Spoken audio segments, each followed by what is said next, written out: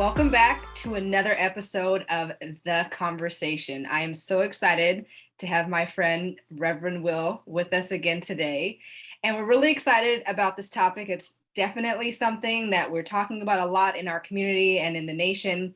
We're going to be talking about asylum seekers and refugees and people who are immigrating to the United States. So I do want to put out a trigger warning. We do talk very briefly about violence, very briefly about what people may be going through as they become asylum seekers, immigrants to the United States. So I just want to let our viewers know that that may come up in the discussion. So let's jump into our question. How does racism impact decisions about the status of those seeking asylum in the United States? So we'll start with that and hear what the people on the street have to say. Let's go and see.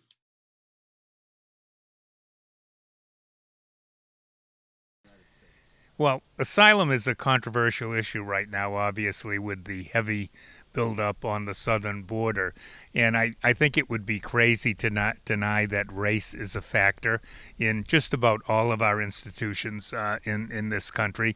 And certainly the asylum application project process is no exception.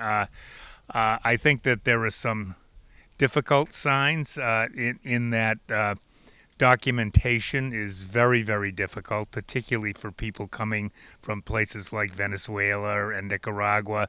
You know, they arrive with hardly any clothes and fairly disoriented. And frankly, the actions of some of our elected officials of late have added to that disorientation and made the process even more complicated and difficult. The heartening news is that actually the statistics about the percentage of asylum seekers being approved has actually improved since the early 2000s, and that hopefully that trend will continue because obviously most of the asylum seekers, particularly those coming from our southern neighbors like Nicaragua and Venezuela and Honduras, they're facing some real hurdles, and frankly, what they would go back to is violence and poverty, and certainly, I think you could make the case for that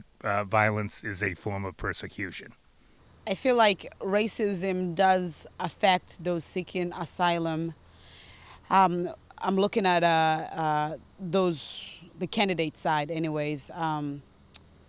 Depending on whom we're at war with and how we view them. So let's say Muslims and the Arab nations, people are less sympathetic.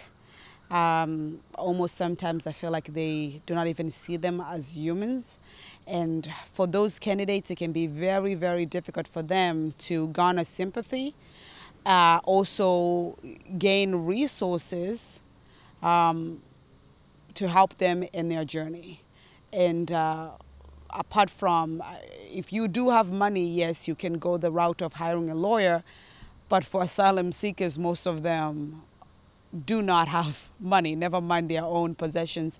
So you really do depend on the sympathy of the people to which the country you're going to. And if that is not there, it's so hard for you to plead your case. So welcome back to The Conversation. We're very excited to have a couple special guests with us today. And so I'd like us to reflect on what we just heard from people on the street answering the question, how does racism impact decisions about the status of those seeking asylum in the United States? And I think Queen had a really interesting point here. She said that when we're at war with certain countries or groups of people, that we as a country seem to be less empathetic to those same groups of people coming to seek asylum in the United States. I thought that was a really interesting point, but I'd like to pass it over to our state representative, Dylan Fernandes, who served wonderfully for us since 2017 in the Massachusetts House, representing Martha's Vineyard, Elizabeth Islands, Nantucket, and it was 4 precincts in Falmouth. Do you still have 4 in Falmouth, or is it down to 3? I'm down to 3. Yeah, 1, 2, and Bummer. 6, 5. All right. Well, Yeah, thanks West for joining Falmouth. us. I lost North Falmouth. Yeah. Oh, bummer. Well, thanks for joining us, Dylan. So yeah, I'd like to ask you if you have any thoughts on either what either of our people on the street had to say about this question, or your own thoughts about how does racism impact these decisions on people seeking asylum in the United States? Well, I mean, it certainly impacts the public sentiment around it. I think just the dichotomy between the response to the invasion of Ukraine versus the invasion in Iraq were just like completely different in the American psyche for a number of different issues. But I think race is certainly plays a part in that and plays a part in almost all issues in American life, sadly to this day. So yeah, I mean, I think if there were, I don't think we could do a good job of reconciling that, and we need to do a better job as a country of trying to be as race blind as possible. I think in how people arrive in this country, but I also think it's about helping those who are most vulnerable in other countries, and helping those from war-torn countries, and helping those people who, regardless of their racial background, are going through an incredibly tough time. And I think we do that through a number of ways, but predominantly through our refugee system in the U.S. And we've seen that we've taken in several tens of thousands, I think around 150,000 people from Ukraine, a war-torn country.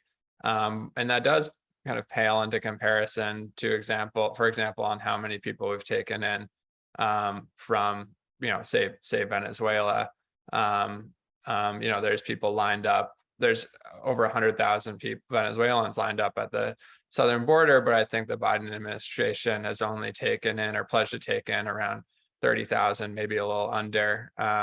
And so, there's a discrepancy there, but also the factors are really different as well, in terms of one, a regime collapsing, and then the other under experiencing a war with traditionally our most hated adversaries. So yeah, I mean, look, I think we could do a lot more about making it race blind. And I do think that how America responds and the public sentiment, to me, seems to shift and be different depending on what the skin color of how the people look who are impacted.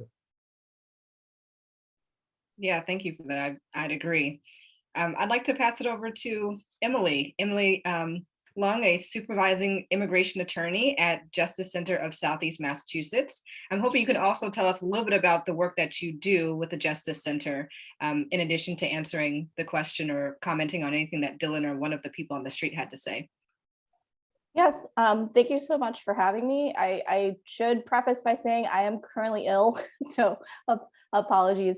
And I might occasionally need to mute myself to not subject everyone to my coughing. But the Justice Center of Southeast Massachusetts, we are a subsidiary of South Coastal County's Legal Services.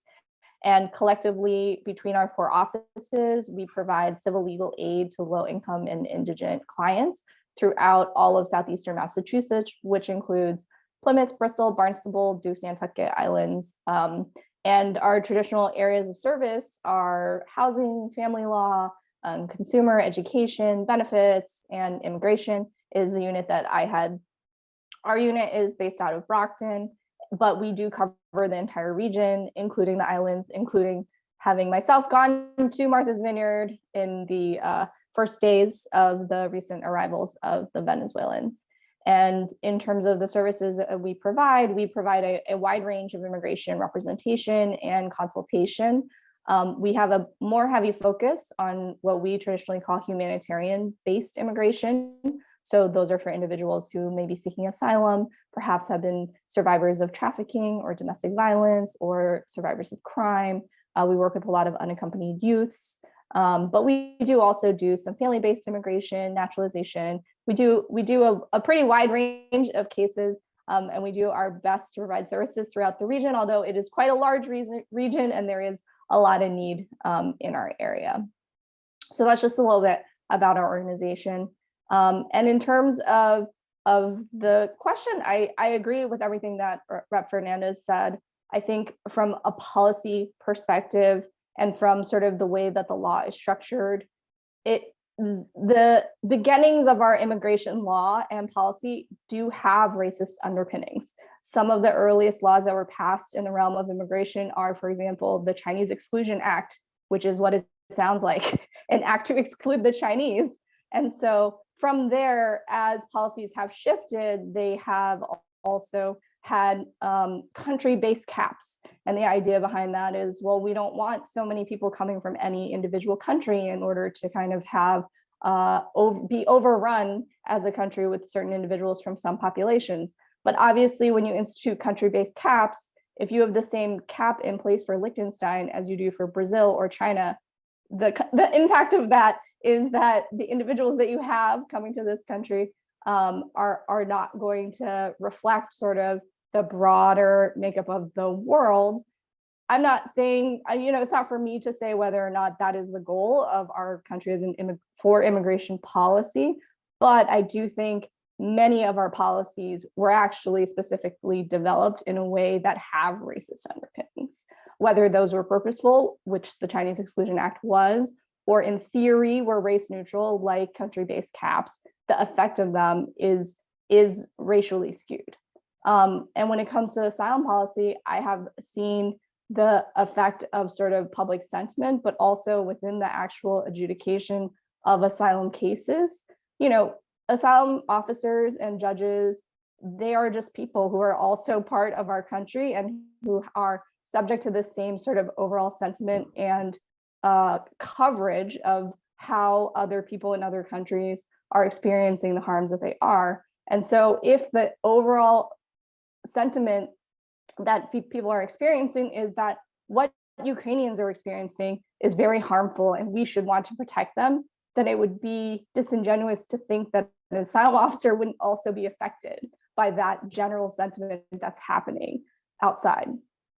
In addition to that, there have been specific examples within the asylum system where we know that the adjudication of cases has not been race neutral. So in the 1990s, there was a lawsuit called the ABC settlement, in which a group of churches and nonprofits sued immigration, saying that the approval rates of asylum cases for Central American countries were so incredibly low as compared to the approval rates for individuals who were fleeing, for example, USSR or communist countries, that there had to be a race-based element in how those cases were being decided.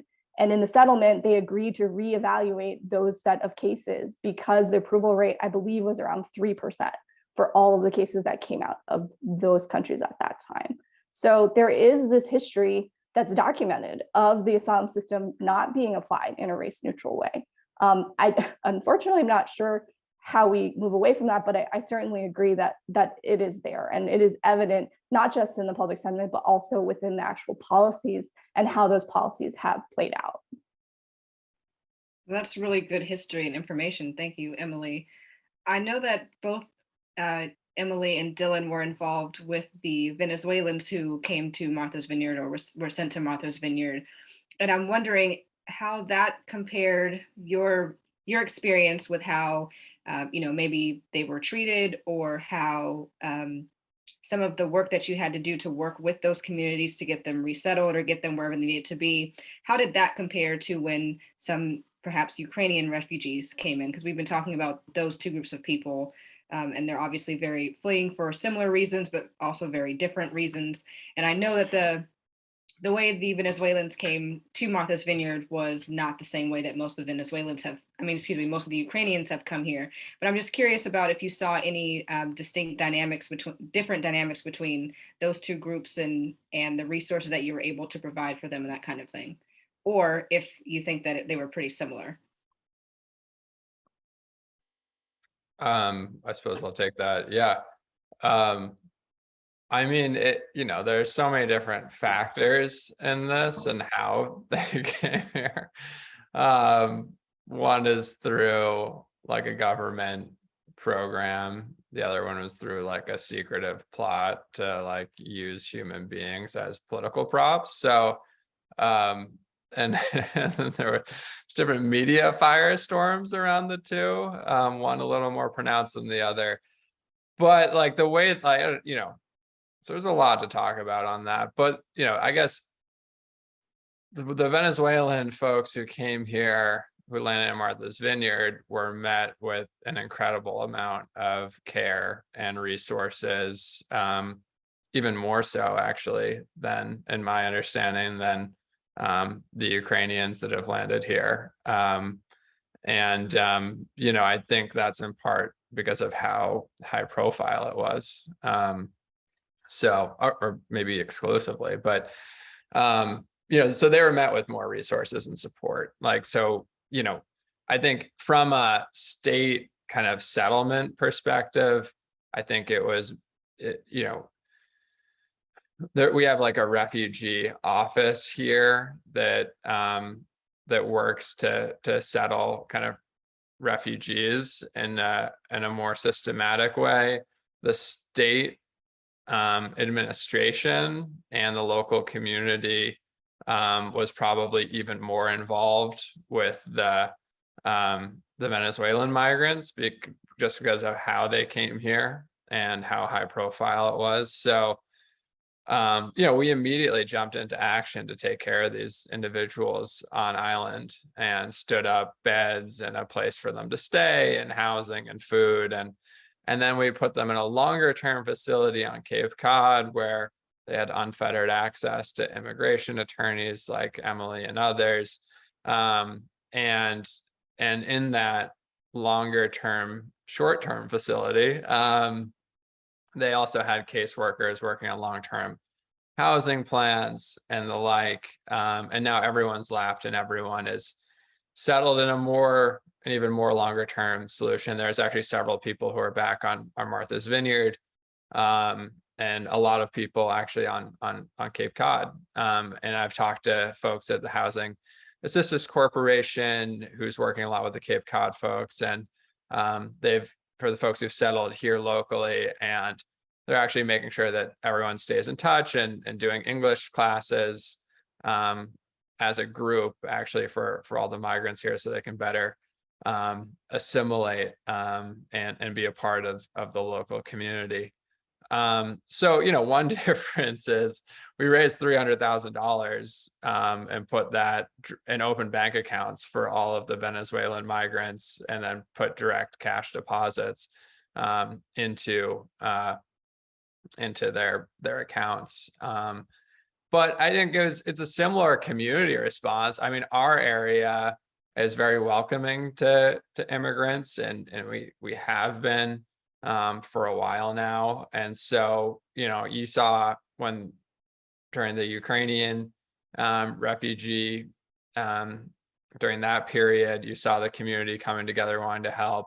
And you saw an incredible outpouring of support for the Venezuelan migrants as well. And I think we have a lot to be proud of in our local communities for how we responded. And I like treating people like people, I think, is about as basic a thing there is, but apparently that's controversial in some areas in our country.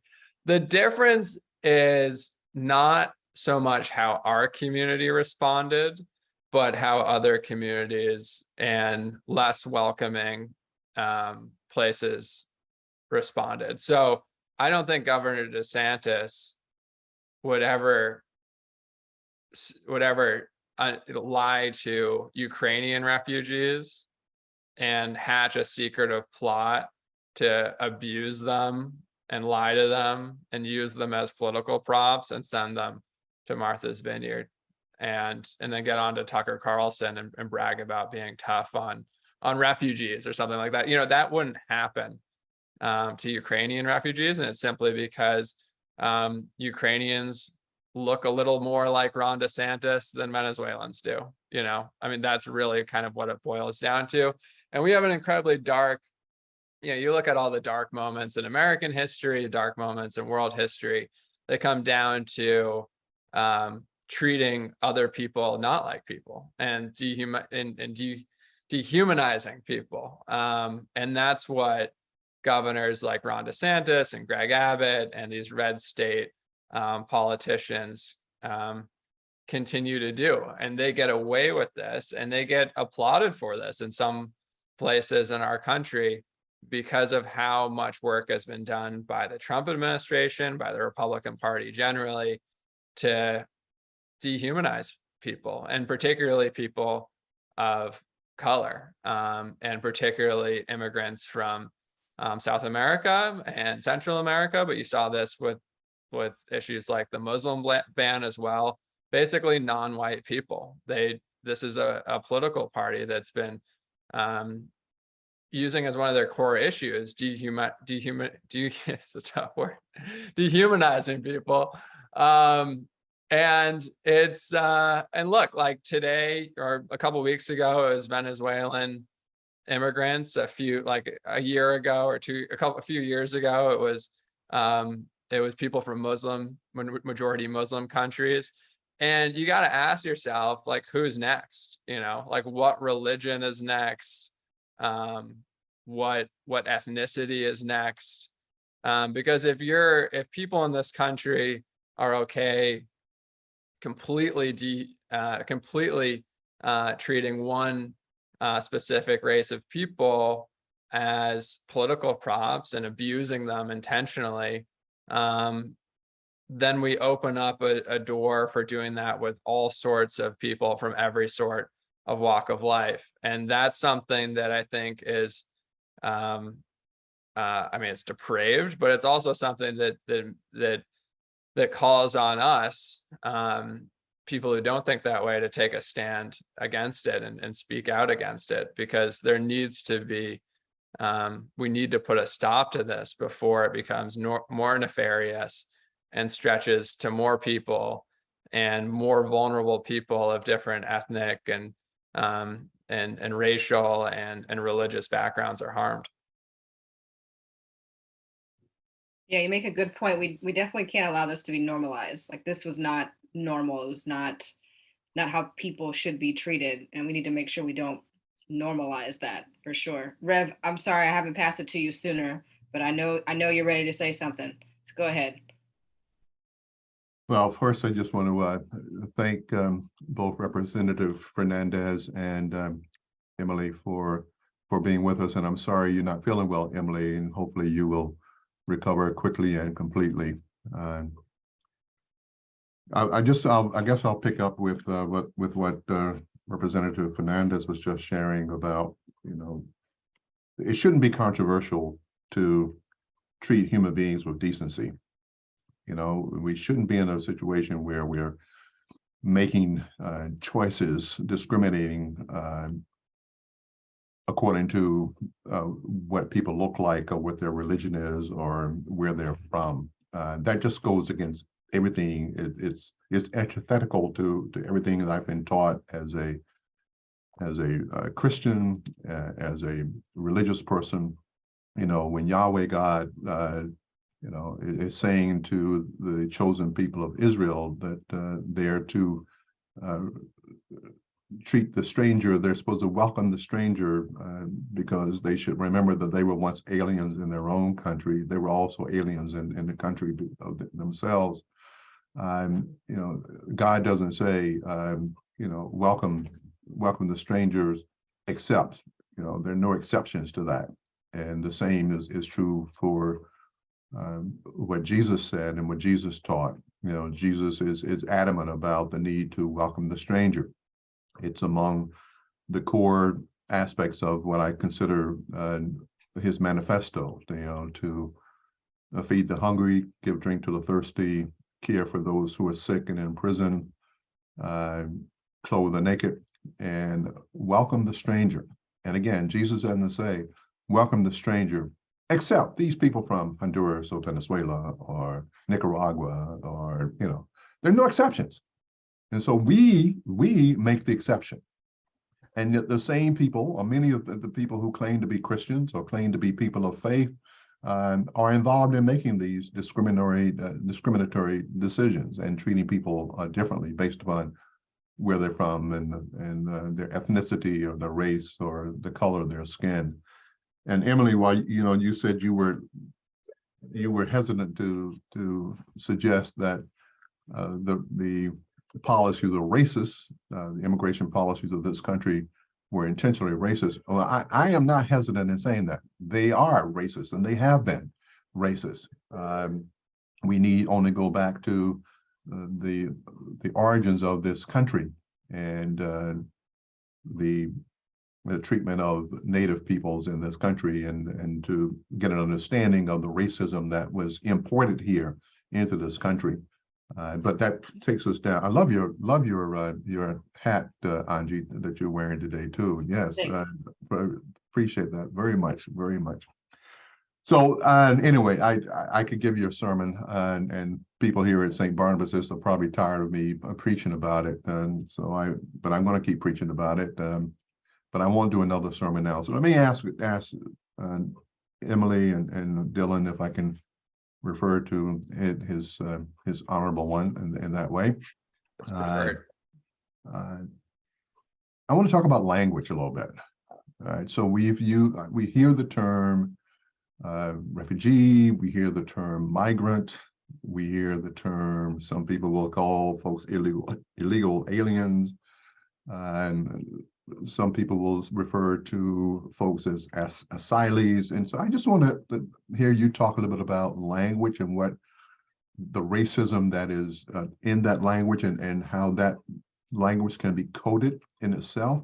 And when we talk about, Afghanis, there was, I remember when Afghanis were coming here to Falmouth and other places in the country, people were saying, well, don't refer to them as refugees, don't refer to them, refer to them as asylees. And then, but when people are coming from Venezuela, people want to refer to them as migrants. And so anyway, I hope you get the gist of what I'm trying to get you to discuss. Emily, I start with you. Is there coded language that's part of the conversation? Yeah, well, first I want to clarify that I do think the policies were racist. What I was hesitant to say is what our policy should be, but for sure the underpinnings of immigration policy and law do have a racist underpinning.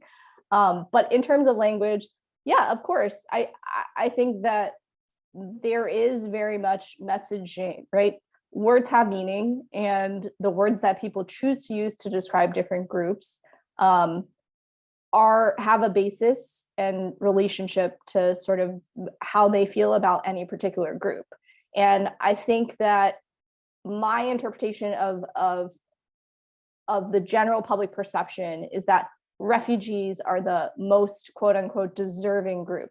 And so if we use the term refugee, it's because we're trying to convey the fact that we think that this is a group that deserves our help and protection. Whereas if we use words like illegal alien or illegals or other terms that we don't use in my office when speaking about anyone, we're trying to convey the message that these folks are not worthy of our assistance and protection, because that's exactly what that identifies to people, right? And I have found that there is a correlation generally between the words that people choose to use and the way that the sentiment that they feel about certain groups of folks, never mind the fact that everyone in this country who is not First Nation, who is not Indigenous, did come from somewhere else, did migrate here from elsewhere, did come here in some fashion, in some part of their life, whether it's many generations ago or their generation or one generation ago. But that way of describing a person, it puts that first in the mind of the person that you're communicating with, that this is the most important thing. And that's also why language around how we talk about other marginalized groups has also shifted over time, right? Like the way that I've heard other people talk about victims versus survivors, how you talk about persons with disabilities, not disabled persons, because it puts their personhood in front of their special abilities or capabilities. And so I think it's exactly the same with the way that we talk about individuals. Like I said, most of us are immigrants in some part of our life, in some part of our lineage. Not every person, but the vast majority, by far the vast majority of Americans. But we don't put that first in the way that we describe ourselves. And so the language that we choose to describe individuals, I think, is very much connected to what we're conveying about them and what we think is the most important thing to know about them. It's most important to me for you to know that this person is not us. They're not one of us. They are other.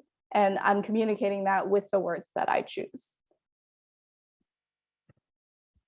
Yeah, I mean, there's also different legal definitions.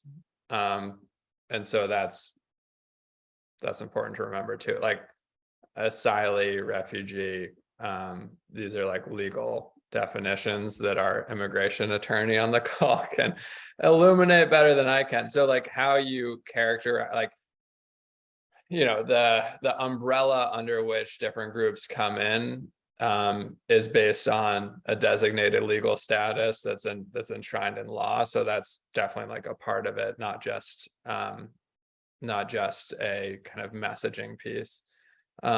Using the term, and then yeah, I mean, Emily's right. Like how we, in all facets of life, how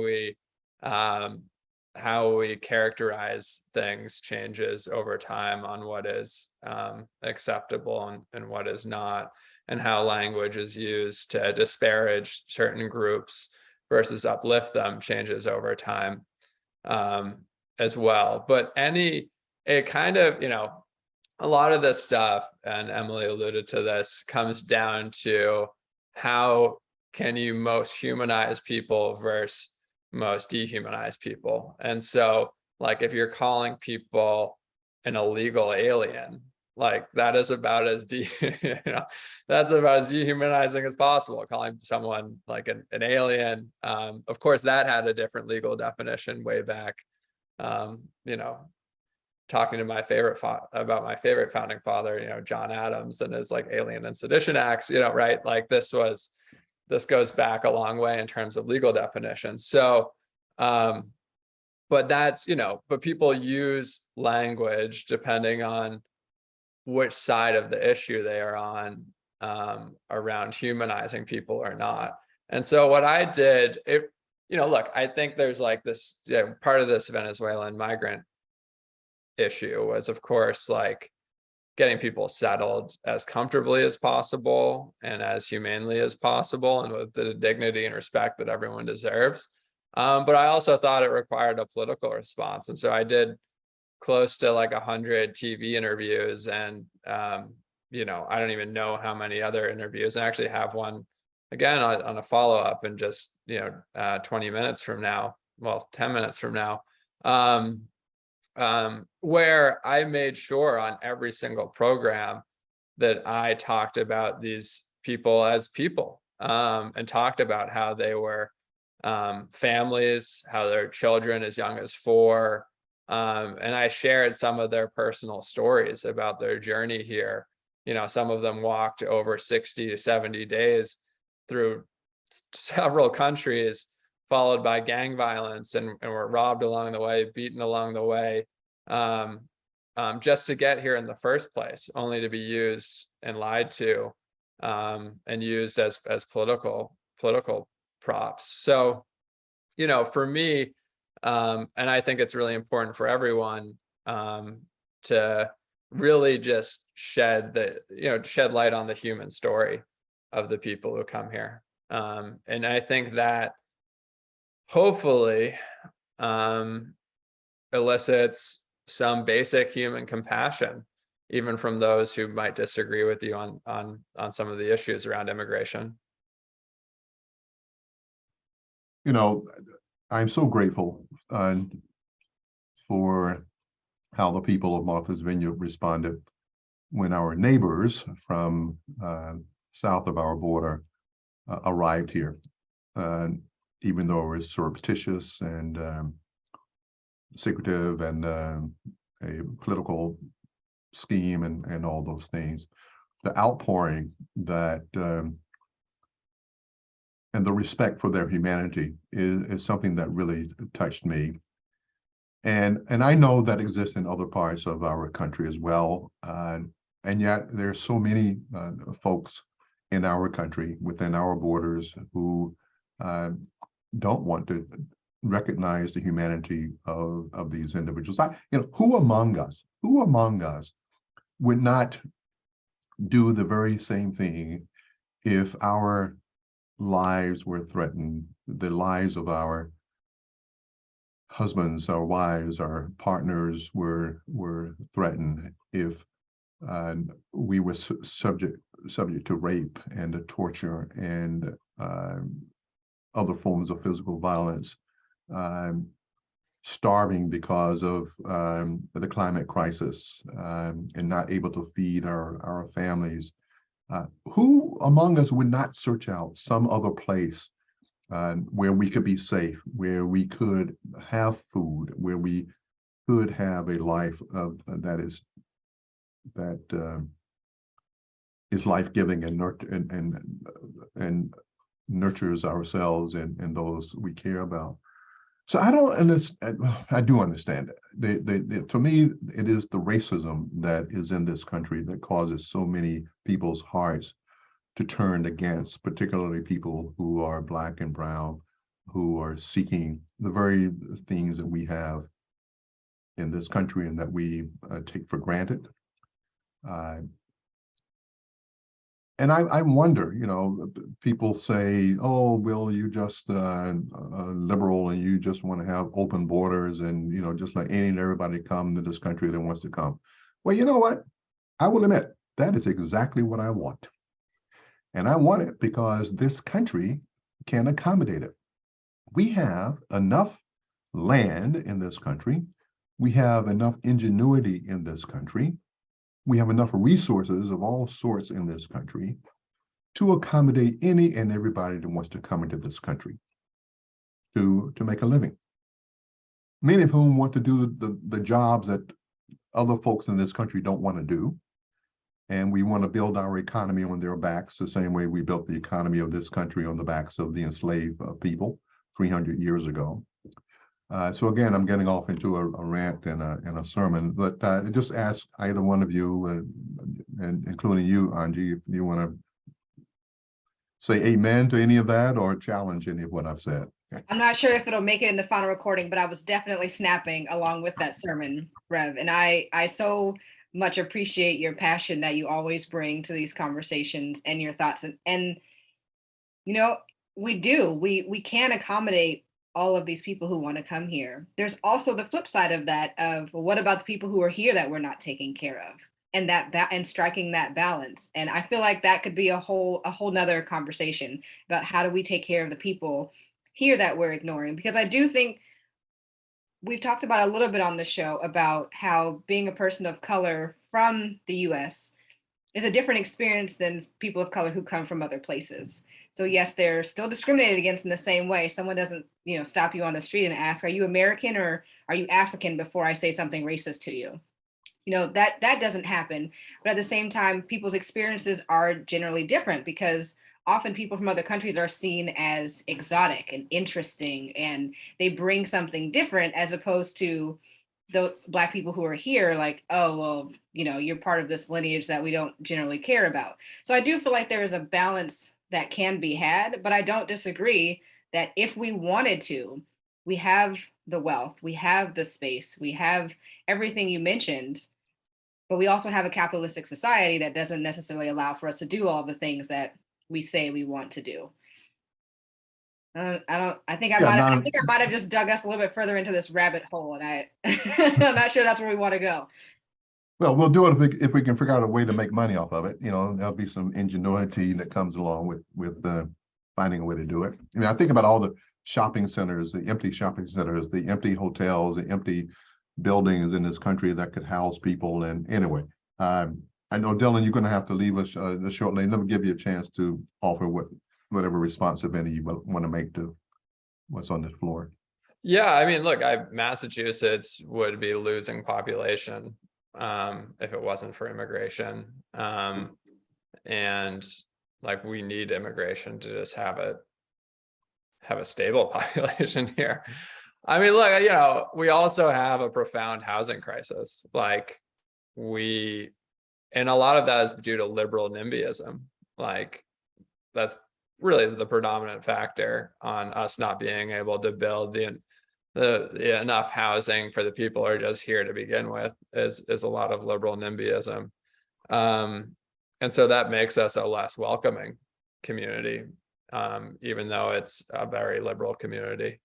So I mean, that's a huge issue. But you know, if you like, my district is we've had the largest population growth of any district in the entire state, and not necessarily from Falmouth, although Falmouth grew, but the islands. Nantucket grew at the largest percentage of all 351 cities and towns in the Commonwealth since the last census, and the Vineyard was right behind them. And that's almost entirely from immigration, almost entirely from Central and South American countries. So on Nantucket, the public schools there are now majority minority, majority non-white, and a lot of El Salvadorians, but also other Central and South American countries. And then on the Vineyard, over a third of the public schools there are majority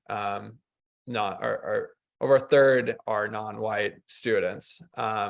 And those are almost entirely actually on the Vineyard from Brazil, Brazilian background. So, you know, this district that I represent, from a state perspective, in terms of bringing people in since the last census from diverse backgrounds, has done more than any other region in the Commonwealth. And I think, you know, we're going to continue to do that. And, you know, there's this big Republican narrative out there that we are somehow not welcoming communities just because, you know, the Clintons and Obama used to vacation here during their presidency. But like the facts, unfortunately, don't really matter in a lot of places in this country. And so the facts and our enrollment in our public schools here speak for themselves. Thank you, Dylan. I do want to be respectful of your time. Thank you so much for making the time to join us. So I'm going to pass it off to Emily if she has any comments, but I know Dylan, you'll need to hop off. Yeah, soon. my pleasure. And love seeing you guys, and let me know when the next conversation is. Oh, we sure will. All right, take care. Thanks.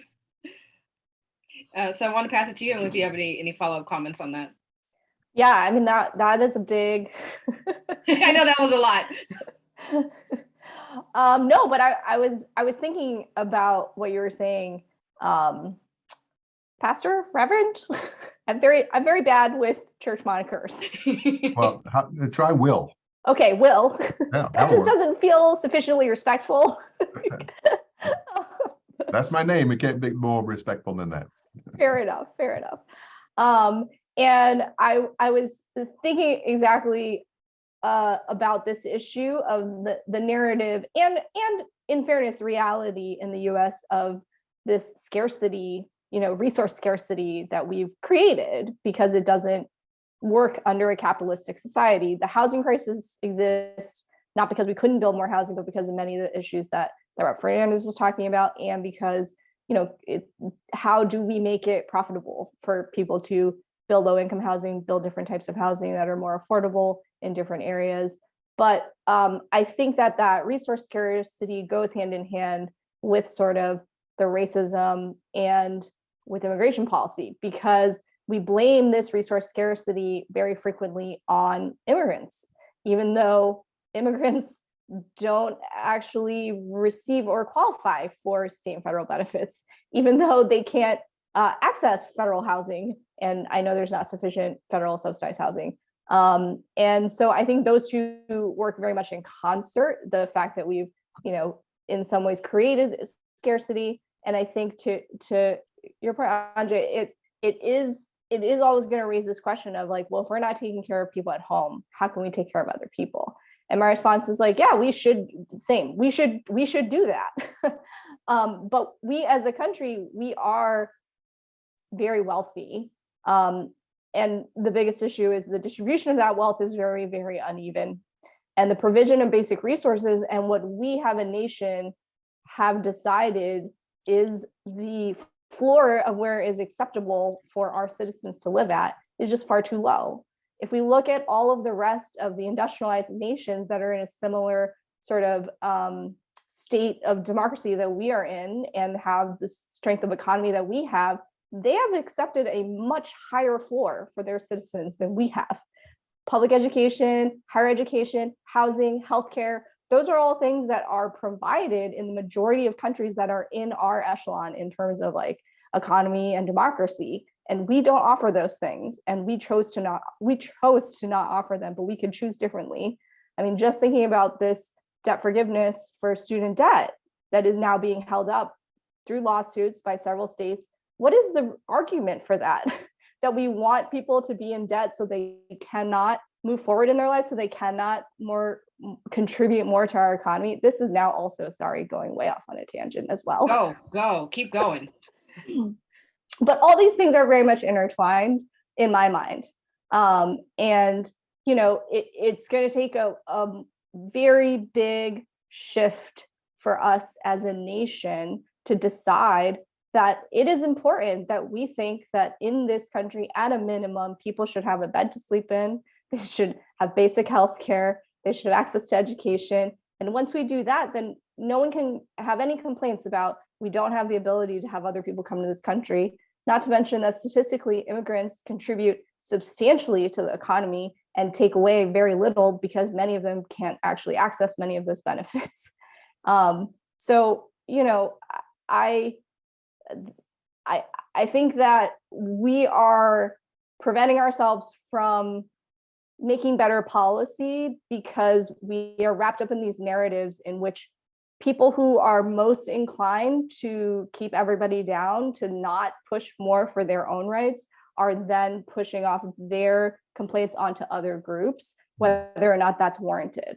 And that works really well for a very small percentage of people in this country. And what it doesn't do is help lift all boats, so to speak. And I think the floor that we have in this country based on the wealth that we have, it is pitiful. You know, that is, you know, all the things that I talked about and other things, we could offer them. We print money, and I know that we have inflation, and I know that, you know, we're possibly heading into recession / in a recession. Economists can't decide, and that people are really feeling that right now. And that's not to discount that. And there are many in this country who are not receiving the services that they should be receiving. I don't think, though, that those are reasons for us to say we can't have more people in the US. There are reasons why we need to try harder to do better for the folks that are already here, but also do better for those who are trying to come here, because they are coming in circumstances that, as Will said, are the same circumstances that any person, if you were really to press them truthfully and ask them, is this what they would do to save themselves and their family? I think it'd be very hard to find someone who said, no, I wouldn't do this to save my children. Really? You wouldn't do that to save? Of course you would. So yeah, there's a small group of people. I think we call those sociopaths. I think those are the ones that I think we're referring to there. Yeah. Yeah. So I don't know if that answers the question. Yeah, no, those are fantastic points. Yeah, I was snapping along to the whole thing. Yeah, it's I know we need to go to the next question, but it's I'll just say the issue is individualism, or the culprit is individualism. You know, people will always, from the beginning of time, will always look to have more than someone else has, and will always look to put others down in order to lift themselves up. And that is the sad state of the human condition. And as I said, it has been from the beginning of time. So what do you think, Angie? Go to our next question. I feel like I could keep going, but yes, we should be respectful and move on to our next question. So we're going to hear from people on the street answering the question, what is required to address this? I'm sorry. What is required to ensure decisions on asylums are race neutral? So let's hear what the people on the street have to say, and then we'll come back and discuss that question.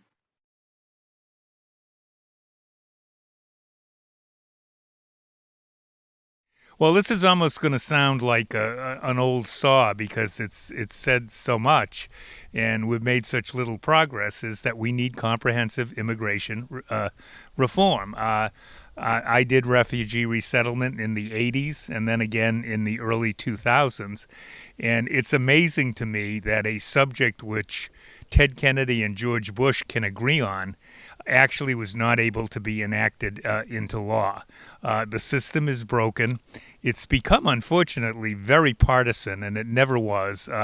When I was at Lutheran Social Services, our biggest advocate was Gordon Humphreys, one of the more conservative senators from the state of New Hampshire, and he was our angel on refugee issues. And there was great support for immigration reform and for a knowledge of the importance of what immigrants have brought to this country over the years, from east of here, from west of here, and definitely from south of here. So I think immigration is a net win for this country. The folks bring value. They do needed services, and I do think that the thought that there's this huge taking of jobs that Americans would otherwise occupy, to me, is a bit of a myth at this point. I think when we achieve cultural equity, that's the key to everything. And that comes with dialogue, that comes with work, that comes with an individual to make a decision within themselves, to make an oath that they are going to dedicate themselves towards achieving equity. So once that is achieved, I feel that any process, in this case, asylum seeking, that process will be much more not only easier, but I think it's going to be more equal across the arena, versus others are getting all the resources depending on how we view them versus you, how we view you, and our history with you. So I think it all falls down to having or achieving cultural equity. So we've heard our people on the street answering the question, excuse me, what is required to ensure decisions on asylums are race neutral? And I thought Queen's point was a really good one. Achieving cultural equity is key. I do feel like that's a long shot. We've got a long way to go, and I don't think we can wait for that to make these decisions on asylums race neutral or just even more equitable. So I'd like to pass it over. I'll pass it to you, Rev. What do you think we need to? What do you think is required? What do we need to do? Yeah, well, we need to stop being racist, Problem solved. Just get there. In its simplest form.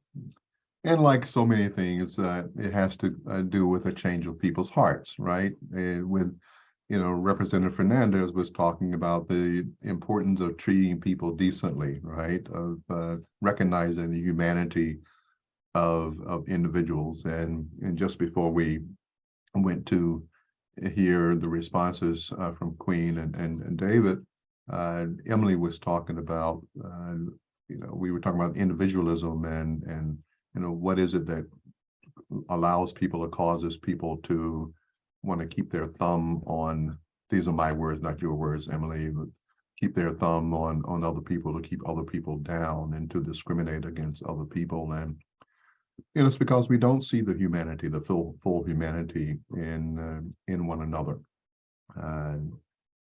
And so that's not going to happen tomorrow either, along with cultural equity. That's not going to happen, but that's got to be the goal, right? We have to work on allow me, if you will, to use some religious language. We have to be about building God's kingdom, and a place where everyone is respected and everyone's gifts, talents, and skills are honored, and people are loved for who they are. Because whether you live in Honduras or Nicaragua, El Salvador, Cuba, Afghanistan, Ukraine, Venezuela, Palestine, we were all created by the same creator.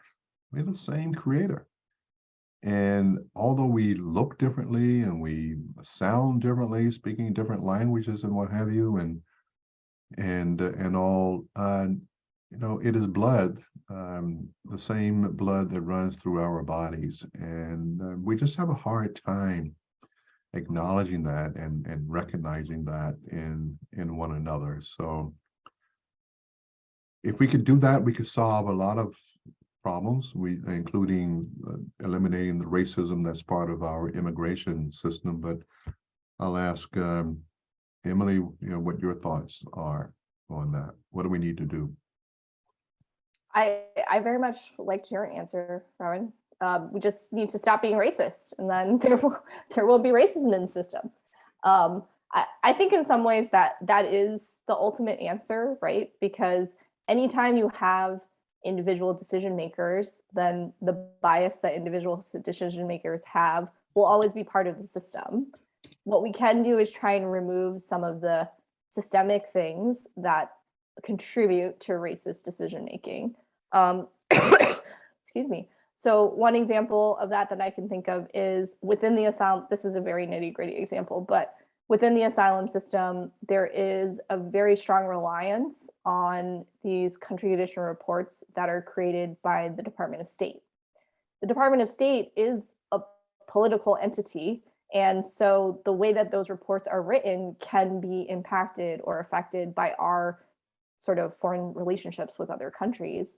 And if that forms the basis of is strong evidence one way or another in a particular case, regardless of whether or not the person presents that information, then obviously that impacts the way the decisions are made. Under the Trump administration, within the Department of State, there were actually high-level officials that complained and were trying to whistleblow about the fact that the administration was heavily pressuring them on how to compile those reports, because those reports are generally relied upon by asylum officers in making decisions.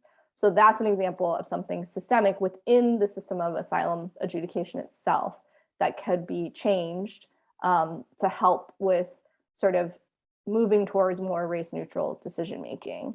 But I do think at the end of the day, right, you always are going to have an individual decision maker. And so unless we can eliminate racism, there can continue to be that within the system.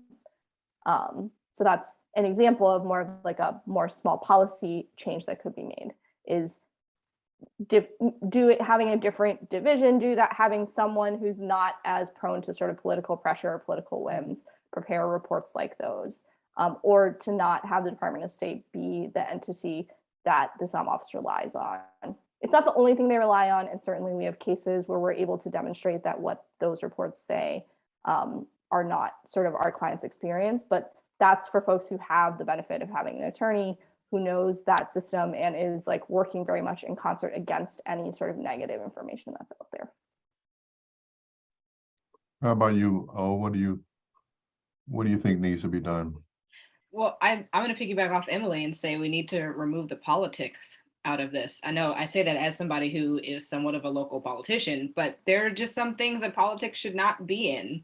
And I think a lot, like when we talk about the human aspect, where that's not something that I think politicians and politics should have their hands in. I mean, I could go down a rabbit hole about other things like healthcare. That's not what we should be doing. And so, yeah, I would say removing the politics aspect of it. I mean, you're never going to get anybody who's really neutral, right? Because we all come in with our own biases, our own experiences, but the pressure of politics adds another layer to it. And I imagine that you mentioned the Trump administration and the pressures that they put on people, and maybe it's the opposite now, or maybe there isn't as much pressure, but I imagine maybe there's more pressure when it comes close to election time. And if there's a certain law that's looking to be passed and whatnot. So I think removing the politics out of it is probably a good start, as we in parallel try to remove, racism from everything else in our society and our lives. Well, as if I could speak for Representative Fernandez, treating people as human beings should not be a political thing. There's Right. nothing should be political about that, right? Shouldn't. And I go back to, again, my area of religion, and there's nothing, should not be political, whether you, and this is what, and I get accused all the time of preaching politics from the pulpit. And I say to people, I've never preached a political sermon in my life. I'm trying to preach the gospel of Jesus Christ, as I understand it. And what Jesus says is all the issues that Emily and you raised. Care for people who are sick. Well, if we're going to care for people who are sick, then we need to give them health care so they can go. Now, that sounds like a political statement. No, Jesus says care for people who are sick. Jesus says care for people who are in prison. Don't lock them up and throw the key away. Care about those people. That can sound political, but that's just what Jesus says. Jesus says, feed the hungry. So if you're going to take away the money that mothers have to feed their children and cut those programs, if Congress is going to do those programs, if I preach against that, that sounds political, but that's what Jesus says that we're supposed to do. The same with welcoming the stranger. So yeah, let's get politics out of it, right? Let's get politics out of it. And let's just get down to treating people, as human beings, as creatures created by God and beloved of God, and that we should just love. So the end of my third sermon during this conversation. That's fantastic, Rev. Jesus would have been a great politician, is what it sounds like. It does sound that way. It does sound that way. Well, I think that's a good place for us to end today. We've had a really fantastic conversation. I wish we could continue. Emily, thank you so much for being with us today and lending your expertise and sharing your thoughts with us. And thanks again to Representative Dylan Fernandes, excuse me. Of course, to you, Reverend Will, always wonderful to see you. I love your face. To Alan and Deb behind the scenes, as always, thank you. And thank you to our viewers. Thank you for watching us. Thank you for giving us your feedback and your encouragement for us to continue doing this. And we hope to have more of our viewers on our show in the future. So until next time, thank you all for joining us. And to add a little bit of politics to it, don't forget to vote. Thanks, everybody. Thank you.